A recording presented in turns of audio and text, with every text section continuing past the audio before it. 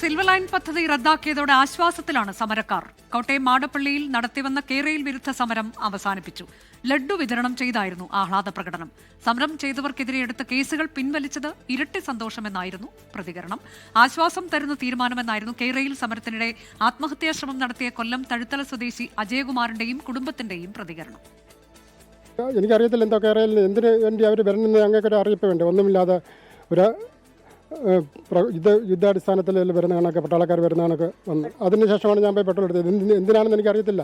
എനിക്കൊരു അറിയിപ്പ് വേണ്ടേ. ഞാൻ ഈ വീട്ടിൽ കരമടച്ച് ജീവിക്കുന്ന ഒരു വ്യക്തിയല്ലേ. എനിക്കൊരു മുന്നറിയിപ്പ് ഇല്ലായിരുന്നു. ഞാൻ അതുകൊണ്ടാണ് എന്തിനാണെന്ന് അറിയാൻ വയ്യാതാണ് ഞാൻ ഭയന്നാണ് ഞാൻ എന്നെ എന്തോ ചെയ്യാൻ പോകുന്ന രീതിയിലാണ്. ഇപ്പം വളരെ ചാരിതാർത്ഥ്യമുണ്ട്. ഈ നാടിനെ ഈ ദുരന്തത്തിൽ നിന്ന് രക്ഷിച്ചതിന് വി ഡി സതീശന് എന്ന മുഖ്യമന്ത്രിക്ക് ഞങ്ങൾ വളരെ ആദരവോടെ ഞങ്ങൾ നന്ദി പറയുക. പുതിയ മന്ത്രിസഭ വന്ന് ഞങ്ങൾക്ക് ഇതേ കണക്ക് സമാധാനമായിട്ട് ജീവിക്കാനുള്ള അവസരം തന്ന ഗവൺമെൻറ്റിന് എല്ലാ പിന്തുണയും ഇനിയും ഉണ്ടാകുമെന്ന് പറയുന്നു. ഒരു ജീവൻ മരണ പോരാട്ടമാണ് ഇവിടെയുള്ള ജനങ്ങളെല്ലാം നടത്തിയത്. എന്തായാലും അവർക്കിത് നല്ല പദ്ധതിയല്ലെന്ന് മനസ്സിലാക്കിയത് കൊണ്ടാണല്ലോ അവരിത് പിന്മാറിയത്. അത് പിണറായി ഗവൺമെൻറ്റിന് അത് മനസ്സിലായില്ല.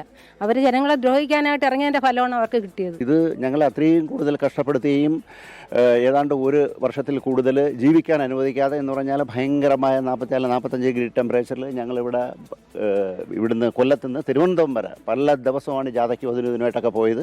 അത്രയും കൂടുതൽ കഷ്ടപ്പെട്ട് അത്രയും കൂടുതലെന്ന് പറഞ്ഞു കഴിഞ്ഞാൽ എല്ലാവരെയും ഈ പറയുന്ന കണക്ക് കിടപ്പാടം പോലും നഷ്ടപ്പെടും എന്നുള്ള ഒരവസ്ഥയിലായിരുന്നു. അപ്പോൾ ഇതിലും വലിയൊരു സന്തോഷം എന്ന് പറഞ്ഞു കഴിഞ്ഞാൽ വലിയ സന്തോഷമാണ്. ദിവസങ്ങൾ ഉറക്കങ്ങൾ പോയെന്നറിയാം. ഞാൻ ഉറക്കം കളഞ്ഞ് ജീവിച്ച ദിവസങ്ങളുണ്ട്, ഒരുപാട് ദിവസങ്ങൾ. അങ്ങനെ ഞങ്ങൾ ഇവിടെ ഇല്ലായിരുന്നു, ഞങ്ങൾ ഡൽഹിയിലായിരുന്നു. അവിടുന്ന് ഇതറിഞ്ഞുകൊണ്ടാണ് നമ്മൾ ജോലിയും കളഞ്ഞ് എല്ലാം കളഞ്ഞ് ഓടി വന്നത്.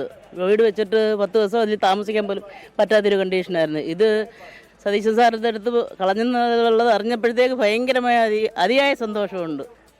പിണറായി ഗവൺമെൻറ് സാധാരണക്കാരനോട് ചെയ്ത ഏറ്റവും വലിയ അട്രോസിറ്റിയാണിത്. And Kerala is one of the reasons why the government has totally ഫ്ലോപ്ഡ്.